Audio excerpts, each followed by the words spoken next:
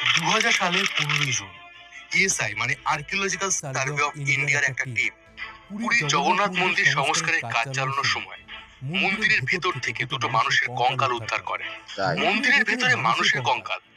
এই তথ্য সামনে আসতেই গোটা দেশ জুড়ে তোলপাড় শুরু হয়ে যায়। সেই কঙ্কালগুলোকে টেস্টের জন্য ল্যাবে পাঠানো হয়েছিল, কিন্তু আশ্চর্যজনকভাবে ল্যাব থেকে সেই কঙ্কালগুলো গায়েব হয়ে যায়। প্রশ্ন হচ্ছে, কোনো প্রভাবশালী ব্যক্তির তৎপরতা ছাড়া কোনো ফরেনসিক ল্যাব থেকে কি কঙ্কাল সরানো যায়? ওই কঙ্কাল দুটোর মধ্যে একটা দৈর্ঘ্য ছিল প্রায় 6.5 ফুটের কাছাকাছি, আর একটা কঙ্কাল ছিল একটু ছোট। তাহলে কি দুটো কঙ্কালের মধ্যে একটা মহাপ্রভু চৈতন্যদেবের এবং দ্বিতীয়টা চৈতন্যদেবের পরম প্রিয় শিষ্য গদাধরের? আর এই ঘটনা সামনে আসার পরেই চৈতন্য মহাপ্রভুর সমুদ্রে ডুবে যাওয়া বা জগন্নাথের দেহে বিলীন হয়ে যাওয়ার যে সমস্ত তথ্য এতদিন ভক্তদের মনে গেঁথে দেওয়া হয়েছিল, সেটা খারিজ হয়ে যায়।